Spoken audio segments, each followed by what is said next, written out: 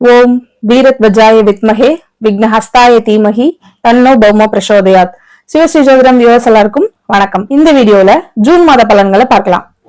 இந்த மாதத்தின் கிரக நிலைகள்னு பார்க்கும்போது மேஷத்தில் செவ்வாய் பகவான், மிதுனத்தில் புதன் பகவான், சூரிய பகவான், கடகத்தில் சுக்கிர பகவான், குரு பகவான், சிம்மத்தில் கேது பகவான், கும்பத்தில் ராகு பகவான், மீனத்தில் சனி பகவான்.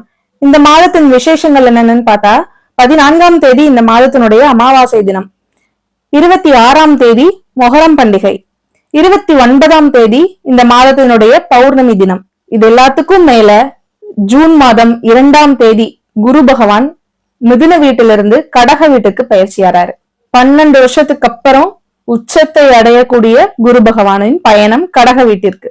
எல்லாருமே ஆவலா எதிர்பார்த்துட்டு இருந்த குரு பயிற்சி எப்ப நமக்கு சித்திரை மாசம் பிறக்கும், வைகாசி மாதம் பிறக்கும், வைகாசி பிறந்த குரு பகவான் பயிற்சி ஆயிடுவாரு, குரு பயிற்சி ஆனா எல்லாருக்கும் நன்மையே தருவாரு அப்படின்னு நிறைய பேர் காத்துட்டு இருந்தோம். நம்ம எல்லாம் வெயிட் பண்ணிட்டு இருந்த அந்த குரு பயிற்சி இந்த ஜூன் 2ஆம் தேதி.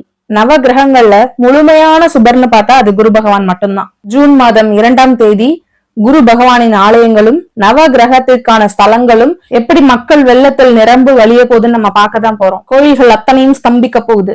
குரு பகவானின் பயிற்சிக்காக மக்கள் அனைவரும் குரு ஸ்தலங்களுக்கு போய் வழிபட்டுட்டு வர போறாங்க. அதுல முதன்மையான குரு ஸ்தலம்னு பார்த்தா திருச்செந்தூர் முருகன் தான். இந்த மாதம் திருச்செந்தூர் முருகனுக்கு கொண்டாட்டமான கோலாகலமான மாதம்னு சொல்லலாம். 12 ராசிகளுக்குமான குரு பயிற்சி பலன்கள் தனியாவே நம்ம யூடியூப் சேனல்ல வீடியோஸ் இருக்கு, பார்க்காதவங்க பாருங்க. குரு பகவான் என்னென்ன பலன்களை தருவாரு, ஒரு ராசிக்கும் என்ன மாதிரியான பலன்கள் தருவாருன்னு அடுத்தடுத்த மாத வீடியோலையும் நம்ம கண்டினியூஸா பார்க்கலாம். நம்ம சேனல்ல நான் பேச ஆரம்பிச்சதுல இருந்து நிறைய பேர் உங்களோட ஆதரவை கொடுத்துட்டு இருக்கீங்க. கால் பண்ணி விஷ் பண்றீங்க, மெசேஜ் பண்ணி விஷ் பண்றீங்க. உங்களுடைய ஆதரவுக்கு ரொம்ப ரொம்ப நன்றி. ஜென்ரலா ஆன்மீகம் ரீதியா சின்ன சின்ன டவுட்ஸ் இருந்தா தாராளமா கமெண்ட் செக்ஷன்ல கேளுங்க. உங்களுடைய ஜாதகம் பார்க்கணும், உங்களுடைய ஹாரோஸ்கோப் செக் பண்ணிக்கணும் அப்படின்னா கீழே இருக்க என்னோட மொபைல் நம்பருக்கு கான்டாக்ட் பண்ணுங்க, வாட்ஸ்அப் பண்ணுங்க, பார்க்கலாம். இனி 12 ராசிகளுக்குமான ஜூன் மாத பலன்களை பார்க்கலாம். அதுக்கு முன்னாடி நீங்க இப்பதான் நம்ம சேனலை ஃபர்ஸ்ட் டைம் பார்க்கறதா இருந்தா நம்ம சேனலை சப்ஸ்கிரைப் பண்ணிக்கோங்க, இந்த வீடியோவை லைக் பண்ணுங்க, உங்க ஃப்ரெண்ட்ஸ் அண்ட் ஃபேமிலி சர்க்கிளுக்கு இந்த வீடியோவை ஷேர் பண்ணுங்க. எல்லாருக்குமே ஒரு சிம்ம சொப்பனமாக திகழக்கூடிய சிம்ம ராசிக்காரர்கள் சின்ன இடத்துல இருந்தாலும் சரி, பெரிய இடத்துல, பெரிய பதவியில, பெரும் மாளிகையில, எவ்வளவு பெரிய இடத்துல இருந்தாலும் சரி, அங்க ஒரு தலைமைனா அது சிம்மம் தான். தலைமை பொறுப்புலதான் எப்பவுமே இருப்பாங்க. இந்த ஜூன் மாதம் சிம்ம ராசிக்கு எப்படி இருக்கு? உங்களுடைய 5ஆம் இடத்து அதிபதி, பூர்வ புண்ணிய ஸ்தானத்து அதிபதி 12ஆம் இடத்துல உச்சமா இருக்காரு. ஒரு விதத்துல குரு 12ஆம் இடத்துல அமர்றது சரியில்லை, ஆனா உச்சமா இருக்காருல்ல, உங்க 5ஆம் அதிபதி உச்சமா இருக்காரு. உங்களுடைய 5ஆம் அதிபதிக்கு 3 பார்வைகள் இருக்கு. அப்ப அவர் பாக்குற இடம் அத்தனையும் உச்சமாய் வளரும். பார்ட்னர்ஷிப் எல்லாமே சக்சஸ், எல்லாமே வெற்றி. திருமணம் முக்கியமா தனி நபருக்கு திருமணம் கைகூடும். கணவன் மனைவிக்குள்ள கருத்து வேறுபாடு விலகி 2 பேரும் ஒண்ணு சேர்றதுக்கான வாய்ப்பு இருக்கு. 2வது திருமணம் நடந்து அதுலயும் தேவையில்லாத மன கஷ்டங்களால பிரிஞ்ச ஒரு சில பேர் இருக்காங்க. அப்ப 3வது திருமணத்துக்கு வாய்ப்பு இருக்கான நிறைய சிம்மராசிக்காரர்கள் கேட்டுட்டு இருக்கீங்க. அவங்களுக்கெல்லாம் இப்ப குரு பகவான் உங்களுக்கு ஒரு நிலையான வாழ்க்கை துணையை தேடி கொடுக்க போறாரு. 5ஆம் இடத்து அதிபதி உச்சமானது நிறைய சிம்மராசிக்காரர்களுடைய குழந்தைகள் உச்ச புகழை அடைய போறாங்க. உங்க குழந்தைகளுக்கு வெளிநாட்டுக்கு சென்று வேலை பார்க்கறதுக்கான யோகம் கிடைக்க போகுது. வெளியில போய் வேலை பார்க்க போறாங்க, பதவி உயர்வு கிடைக்க போகுது. ஆனா சிம்மராசிக்காரர்களுக்கு இந்த மாதம் ஒரு நல்ல தூக்கம் கிடைக்குங்க. இப்ப இந்த ஜெனரேஷன்ல தூக்கம்ங்கிறது எல்லாருக்குமே ஒரு கேள்விக்குறியா இருக்கு. அதனாலயே புதுசா நிறைய ஸ்ட்ரெஸ் இருக்கு. சோ நல்ல தூக்கம் கிடைக்க போகுது. முதல்ல நிறைய டிராவல் பண்ண போறீங்க. சுக்கிர பகவானும் குரு பகவானும் 2 பெரும் சுபர்கள் உங்க 12ஆம் இடத்துல அமர்ந்தது. நிறைய புனித யாத்திரைகள் போக போறீங்க, கோயில் காரியங்கள் செய்ய போறீங்க, நல்ல தூக்கம் கிடைக்க போகுது. ஆனா ஒண்ணுங்க, சுப செலவு நிறைய பண்ண போறீங்க, வீட்டுல ஃபங்க்ஷன் நடத்த போறீங்க. ஏன்னா விரயம்னு சொல்ற இடத்துல பணத்திற்கு அதிபதியான 2 கிரகங்கள் உட்கார்ந்துருக்காங்க. தேவையில்லாத செலவு கிடையாது, சுப செலவு, சுப நிகழ்ச்சியால் செலவு, குழந்தைகளுடைய படிப்புக்காக செலவு, திருமணத்திற்கான செலவு, வீடு கட்டுறதுக்கான செலவு அப்படின்னு சுப செலவு செய்ய போறீங்க. இன்னும் ஒரு சில சிம்மராசிக்காரர்கள் தங்க நகை வாங்குறதுக்கான செலவு செய்ய போறீங்க. தங்க நகை அல்லது வெள்ளி நகை வாங்குறதுக்கான செலவு பண்ண போறீங்க. இன்னும் சில பேரு அஷ்டமத்து சனின்னு நினைச்சு பயந்துட்டு இருந்தீங்க. சனி பகவான் அப்படி பண்ணிடுவாரு, இப்படி பண்ணிடுவாருன்னு சொல்லி பயந்துட்டு இருந்தீங்க. ஆனா 8ஆம் இடம் சனி பகவானுக்கு ஒரு ஏற்ற ஸ்தானம். ஏன்னா நம்ம நிறைய சொல்லியிருக்கோம், ஆயுள் ஸ்தானம் 8ஆம் இடம். அந்த ஆயுள் ஸ்தானத்துல கர்மக்காரகன் சனி பகவானே வந்து அமர்ந்திருக்கும் போது ஆயுள் தீர்க்கம். இப்ப குரு பகவானும் பாக்குறாரு, அந்த வீட்டு அதிபதியே அந்த இடத்த பாக்குறாரு. அப்போ ஆயுள் பலம் உண்டு.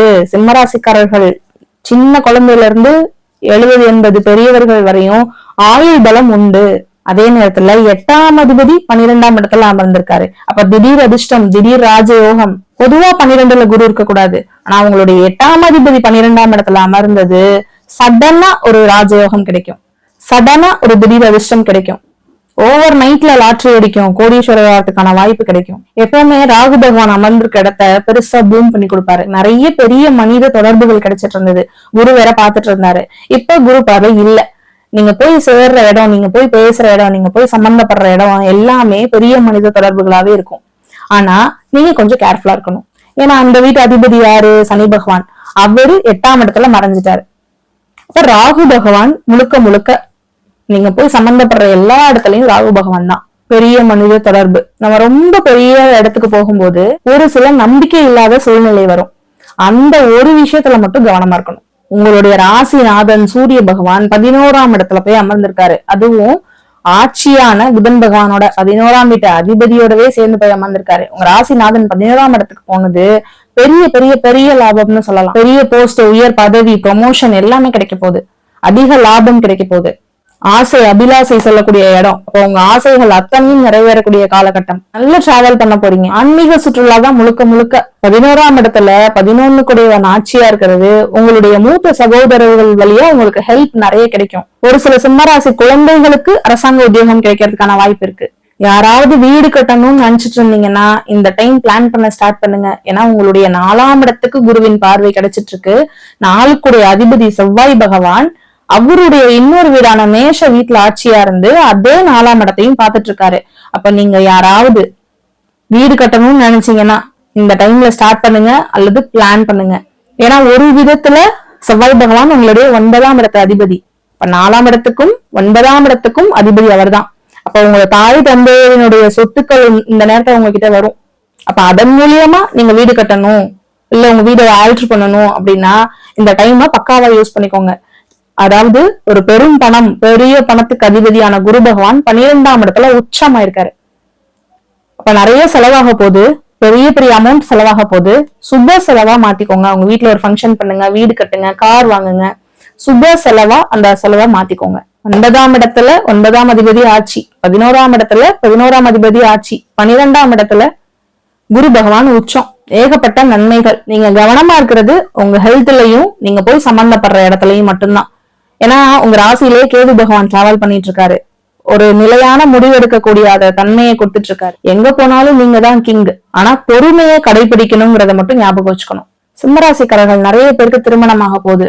ஆனா இந்த டைம்ல மேரேஜ் முடிஞ்சா திடீர் திருமணமா அமையக்கூடிய வாய்ப்பு இருக்கு. யாரெல்லாம் லவ் பண்ணிட்டு இருக்கீங்களோ வீட்டுல போய் சொல்லுங்க. இந்த டைம் போய் சொல்லுங்க. இந்த மந்த் கரெக்டான கிரக சேர்க்கை இருக்கு. ஏன்னா 3ஆம் இடத்த அதிபதி குரு பகவான் கூட, அதே 5ஆம் இடத்த அதிபதி தான் குரு பகவான். 7ஆம் இடத்த அதிபதிக்கு குருவினுடைய பார்வை. சோ யாரெல்லாம் லவ் பண்றீங்களோ இந்த மந்த் உங்க பேரண்ட்ஸ் கிட்ட பேசுங்க. உங்களுக்கு கிரீன் சிக்னல் கிடைக்கும். அல்லது எப்ப கல்யாணம் பண்ணலாம்னு நினைச்சிட்டு இருக்கவங்க இந்த ஜூன் மந்த்ல உங்களுடைய மேரேஜ் டேட்டை பிக்ஸ் பண்ணுங்க. இந்த மாதத்தை கொண்டாடுங்க. மீண்டும் அடுத்த வீடியோவில் உங்களை சந்திக்கும் வரை உங்களிடமிருந்து விடைபெறுவது உங்கள் ஜோதிடர் நிர்மலா ஐரோஜி. நன்றி, வணக்கம்.